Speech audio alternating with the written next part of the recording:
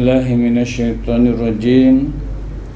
Bismillahirrahmanirrahim. Assalamualaikum warahmatullahi wabarakatuh. Alhamdulillah, nahmaduhu wa nasta'inuhu wa nastaghfiruh wa na'udzu billahi min syururi anfusina wa min sayyiati a'malina. Man yahdihillahu fala mudilla lahu wa may yudlil fala hadiyalah. Rabbi shrah li sadri wa yassir li amri wa hlul 'uqdatam min lisani yafqahu qawli, amma ba'd. Yang hormati pengurusi Masjid Tariq bin Ziyad ke Padang Perdana Kuantan, imam-imam, bilal-bilal, sia-sia, seterusnya sidang jemaah dan penonton yang dirahmati Allah Subhanahu wa taala. Alhamdulillah, bersyukur kita kepada Allah Taala, pagi ini sempena bulan Muharram kita dapat lagi bersama-sama di udara dalam norma baharu alam maya. Alhamdulillah, Allah SWT masih lagi memberikan ruang kepada kita, dan walaupun banyak ujian dan juga cubaan diuji kita baca Al-Quran, kita baca, melihat Al-Hadis, berbagai-bagai peringatan yang diberikan oleh Allah Subhanahu Wa Taala kepada kita. Cuma kita tidak menghayatinya. Pada hari ini kita sudah berada dalam bulan Muharram, dan insya-Allah dalam bulan Muharram ini ada bulan istimewa.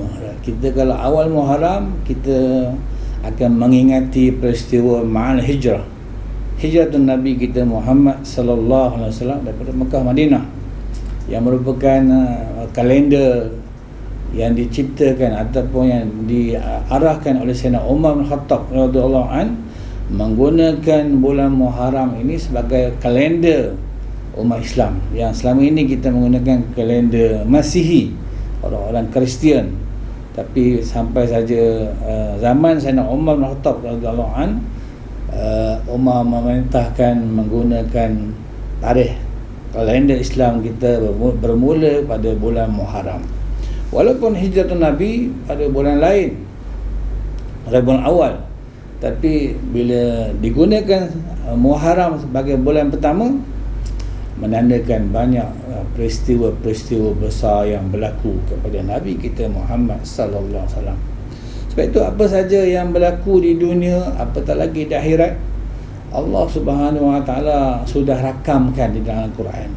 Kita ini yang menjadi umatnya, disuruh kita menghayati apa-apa saja yang ada dalam Quran. Antaranya Allah Taala berfirman, a'udzubillahi minasyaitonirrajim, inna iddatash syuhur indallah isna asyara syahran fi kitabillah. Sesungguhnya bilangan bulan di sisi Allah Subhanahu Wa Taala ada 12 bulan. Ini maknanya kita bukan setakat tahu bulan Masihi saja, bulan Islam pun Allah Ta'ala sudah aturkan 12 bulan. Antaranya ialah bulan Muharram, yang kita sedang lalui sekarang, dan insya-Allah sampai saja masa-masa tertentu, iaitu 10 Muharram, kita disunatkan berpuasa. Ini berlaku kerana Nabi kita Muhammad sallallahu alaihi wasallam bila hijrah ke Madinah Al-Munawwarah, dia tengok orang Madinah puasa. Apa hal puasa?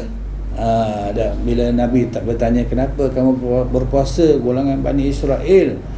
Kami berpuasa kerana meraihkan kejayaan Nabi kami, Nabi Musa alaihissalam, kerana selamat daripada khianat Fir'aun laknatullah.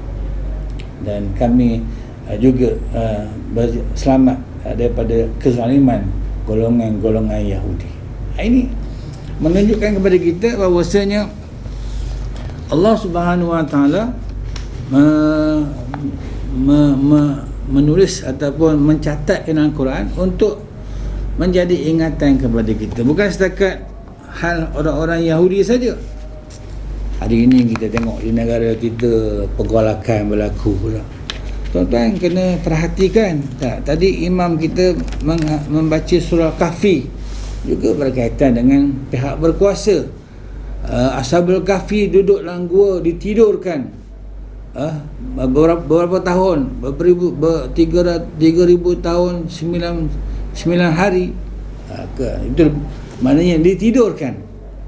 Kenapa ditidurkan? Dia lari daripada pemerintah yang zalim pada masa dahulu. Termasuklah kita juga hari ni tengok pergolakan berlaku. Sebenarnya Allah Subhanahu Wa Taala sudah pun mencatatkan dalam Al-Quran surah Al-Ahzab. Kalau kita tengok surah Al-Ahzab, a'udzubillahi minasyaitonirrajim, yauma tuqallabu wujuhuhum finnar yaqulunu ya laitana ata'na Allah wa ata'na ar-rasul wa qalu rabbana inna ata'na sadatana wa kubara'ana fa'adalluna as-sabil rabbana atihim di'fay minal azab wal'anhum la'nan kabira. Ada sedang penonton yang dirahmati Allah Subhanahu Wa Taala, dicantikkan kita baca setiap hari macam masjid tuan-tuan ni selepas subuh mengaji, membaca Quran, alhamdulillah. Tetapi kita kena hayati ayat-ayat yang kita baca tu. Seperti mana saya pernah sebut sebelum ini, sampai bulan Ramadan kita tadarus Al-Quran, berlumba-lumba ataupun semuanya berhasrat nak tamatkan Al-Quran. Namun demikian kita tak menghayati maknanya. Bila baca Al-Quran, baca terjemahan, rupa-rupanya segala-galanya ada dalam Quran. Hal pusaka, hal peperangan, hal kekeluargaan, termasuklah hal politik. Surah Al-Ahzab ayat 66 tadi, yauma tuqallabu wujuhuhum finnar. Pada hari kiamat nanti ketika muka-muka mereka dibolak-balikkan macam ayam panggang dalam neraka. Ini yaquluna ya laitana, mereka berkata alangkah baiknya. Yaqulu ya laitana, mereka manusia pada masa itu berkata alangkah baiknya. Apa dia alangkah baiknya? Ata'na Allah wa ata'na Rasul. Mereka berkata alangkah baiknya andai kata kami dahulu semasa sewaktu di alam dunia taat kepada Allah dan taat kepada Rasul. Penyesalan. Sebab itu kita tengok di dunia ni berbagai-bagai kehidupan manusia yang dimurkai oleh Allah, yang diredai oleh Allah. Jadi bila berlaku penyesalan ni hari kiamat nanti, alangkah baiknya ya Allah andai kata kami semasa di dunia dulu kami taat kepada Allah dan taat pula kepada Rasul. Waqalu, mereka semua berkata ya Tuhan kami ya Tuhan kami, sesungguhnya kami telah mentaati pemimpin-pemimpin dan pembesar-pembesar kami, tetapi mereka menyesatkan kami daripada jalan yang benar. Ini ayat Quran. Sidang jamaah yang dirahmati Allah. Wa qalu rabbana inna ata'na sadatana wa kubara'ana fa'adalluna as-sabil. Mereka menyesatkan kami, mereka memutar belikkan kami. Maka rabbana atihim di'fa, ya Tuhan, ya Tuhan kami, berikanlah kepada mereka, yakni para penguasa kami, siksa kepada mereka dorbain, di'fain, 2 kali ganda. Marahnya kita pada hari kiamat. Tapi kenapa kita nak ingat dah berlaku kiamat? Mesti kita hidup lah. Tengok di Afghanistan, golongan Taliban dengan kerajaan, akhirnya mereka duduk semeja berbincang dengan cara yang baik tanpa ada pertumpahan darah.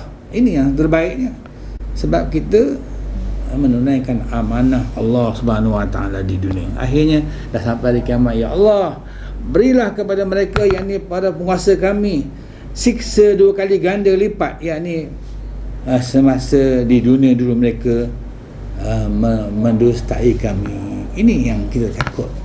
Sedang penonton rahmati Allah, Allah Ta'ala sudah memperingatkan kita dalam Quran.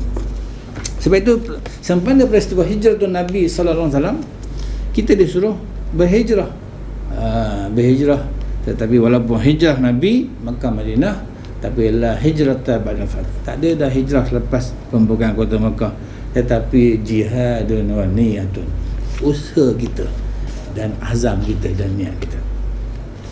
Berbalik kepada bulan Muharram, innal ladzina amanu wal ladzina hajaru wa jahadu fi sabilillah ulaika yarjuna rahmatallah wallahu ghafurur rahim. Ini ayat-ayat suci Al-Quran dah. Sesungguhnya mereka-mereka yang beriman dan mereka-mereka yang berhijrah dan berjuang di jalan Allah. Berjuang di jalan Allah tu tengok suasana lah. Kalau di zaman Nabi dulu mereka berperang, mereka berhijrah. Zaman kita berperang lah tak ada. Kita berperang dengan alam maya, pandemik, corona. Begitu je kita kena berjuang. Rupa-rupanya kuasa ni kita kena ambil supaya ibadah kita, titah perintah Allah dapat kita laksanakan. Bila dipegang oleh golongan-golongan yang saya bacakan ayat tadi, surah Al-Ahzab tadi, mereka membawa kita ke arah yang lain, yang bukan jalan yang telah ditunjukkan oleh Allah. Jadi wajahadu fi sabilillah, yang berjuang di jalan Allah, berusaha dah. Maknanya tingkatkan kita punya ketakwaan dan keimanan jalan Allah. Ulaika yarjuna rahmatullah, mereka itulah kata Allah golongan yang mengharapkan rahmat Allah.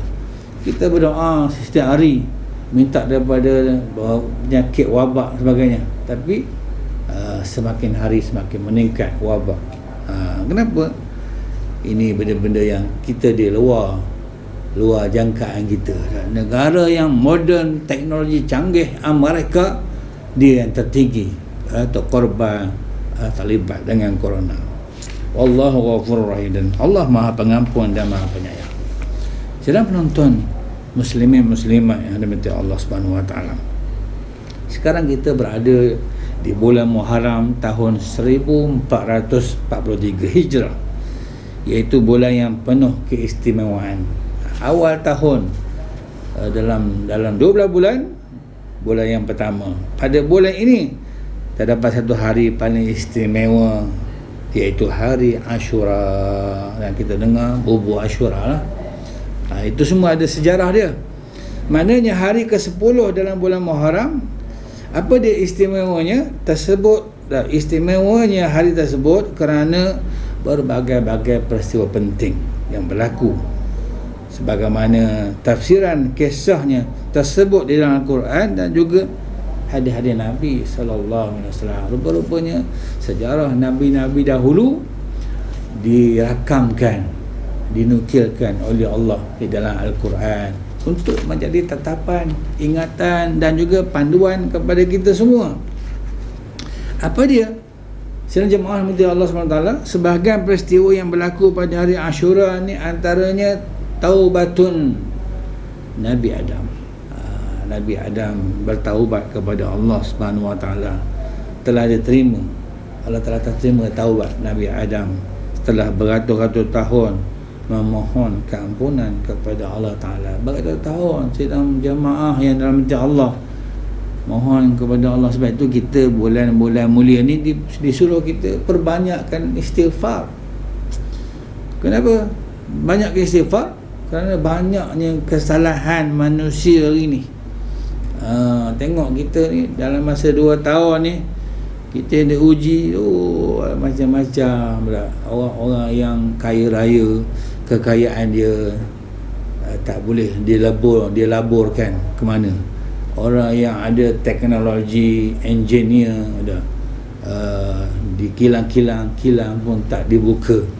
Orang yang mahir dari segi ekonomi, pelancong pun tak datang. Orang yang mahir dalam pendidikan, sekolah pun tak buka.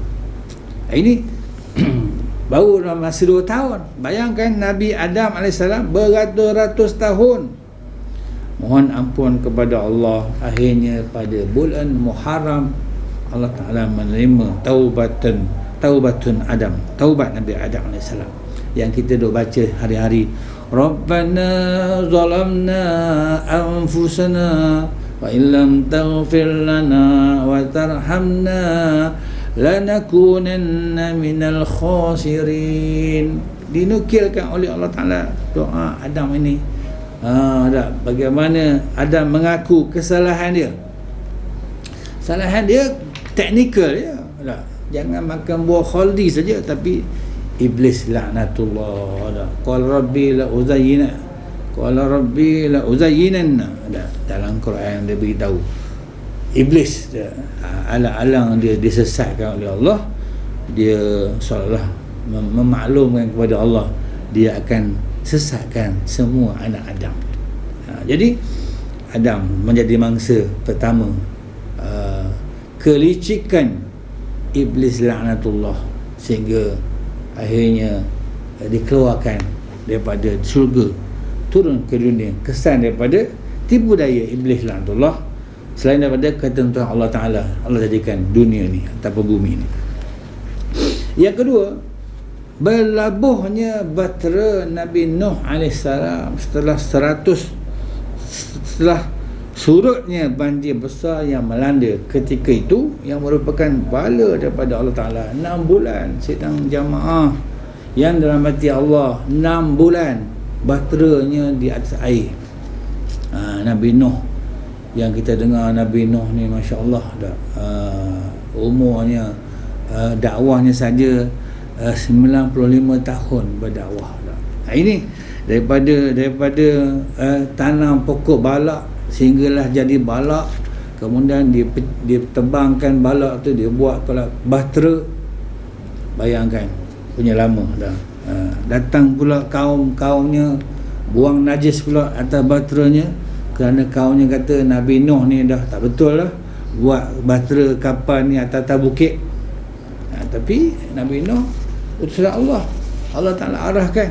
Rupa-rupanya nak berlaku banjir besar, dipanggil semua orang-orang yang mendengar, yang beriman dengan, yang mengikut ajaran Nuh. Rupa-rupanya bila Nabi Nuh panggil, tak ramai yang datang, illa qalila, kata Allah Ta'ala, yang datangnya hanya sedikit saja. Termasuklah anaknya pun tak mau naik atas bahteranya. Namun demikian, berlabuhnya bahtera Nabi Nuh setelah 6 bulan, itu yang dipanggil Ashura. Ada juga pada hari Ashura, dan mereka juga membuat bubur, tapi bukan masa tu nama bubur Ashura. Kita je sekarang bagi nama bubur Ashura, tapi hari ni anak-anak kita mana makan bubur Ashura. Tuan-tuan buatlah bubur Ashura, akhirnya tak kapar gitu aja, dah dalam peti sebagainya. Sebab hari ni bubur berbagai, kena musim durian, bubur durian pula dah. Ashura sebenarnya mengingati kisah yang berlaku zaman Nabi Nuh. Setelah mereka bahtera mereka dah berlabuh, masa tu masing-masing nak makan, maka makanan dah tak ada, dikumpulkan segala sakit baki yang ada pada mereka tu.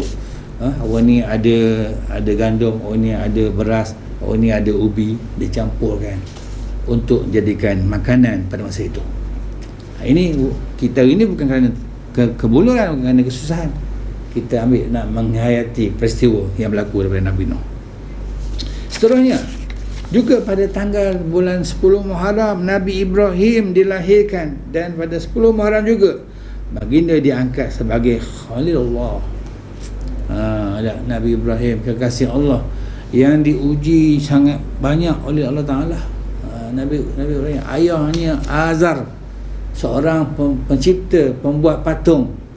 Daripada kecil dia ikut ayah dia, rupanya ayah dia Allah Ta'ala jadi takdirkan pembuat patung. Bila ayah dia ada kerja, dia suruh Ibrahim jaga kedai. Bayangkan orang ramai datang nak membeli patung. Nabi Ibrahim kata, kenapa nak sembah patung ni? Patung ni bukan menyawa. Dan akhirnya berbagai-bagai yang berlaku, sehingga mereka bakar Nabi Ibrahim AS. Marahnya kepada Nabi Ibrahim. Tapi Allah Ta'ala Maha berkuasa, ya nar kunu bardan wa salaman, wahai api, sejukkan kepada Nabi Ibrahim. Menunjukkan api yang mereka sembah, patung yang mereka sembah bukan Tuhan yang sebenarnya. Api tak boleh membakar dengan izin Allah, patung begitu juga tak boleh bergerak. Dan kita tahu Nabi Ibrahim selain daripada itu dia digelar Khalilullah, kekasih Allah. Kenapa? Ada 3 perkara. Yang pertama, kenapa dipanggil dia Khalilullah? Nabi Ibrahim tak pernah risau tentang rezeki.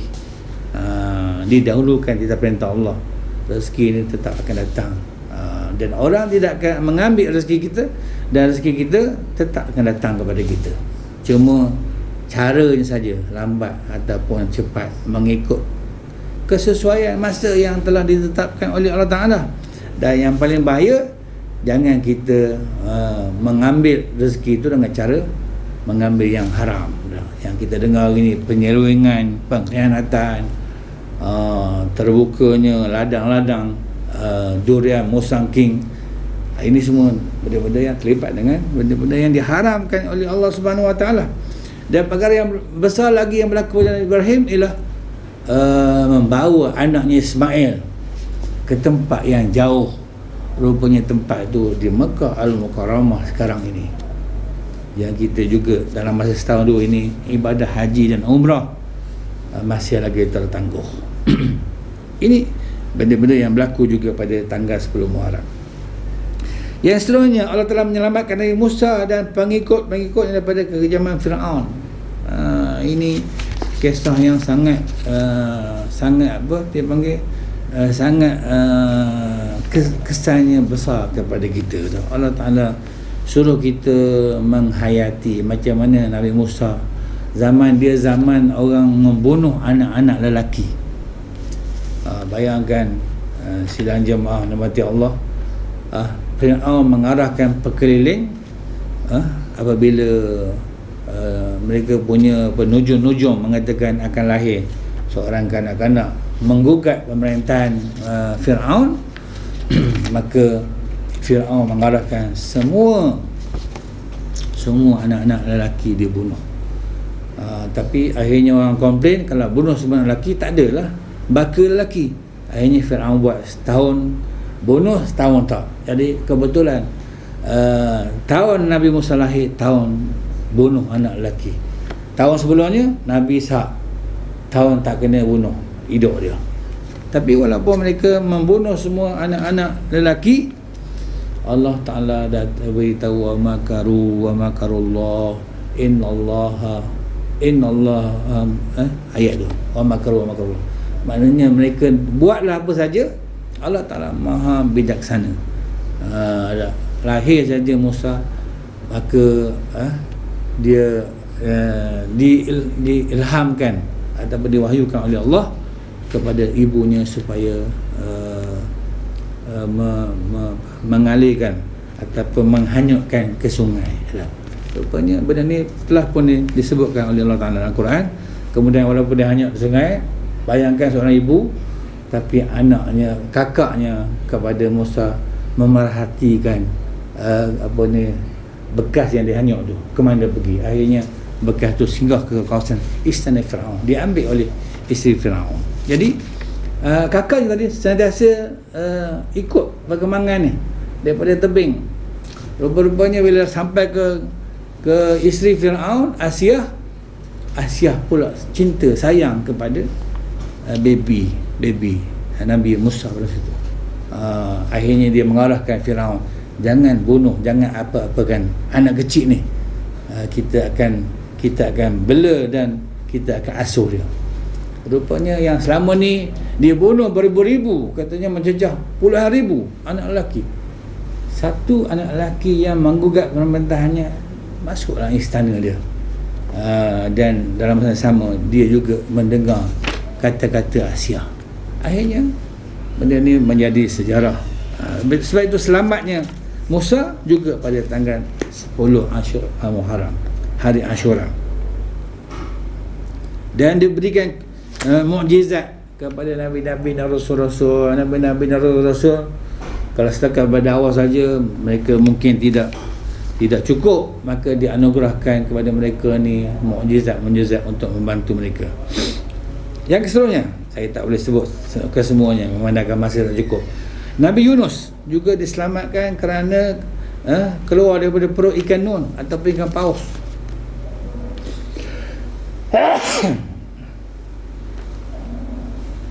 Yang kita dengar kisah Nabi Yunus, dia pergi ke kaum dia berdakwah, kaum dia tak mau dengar dah.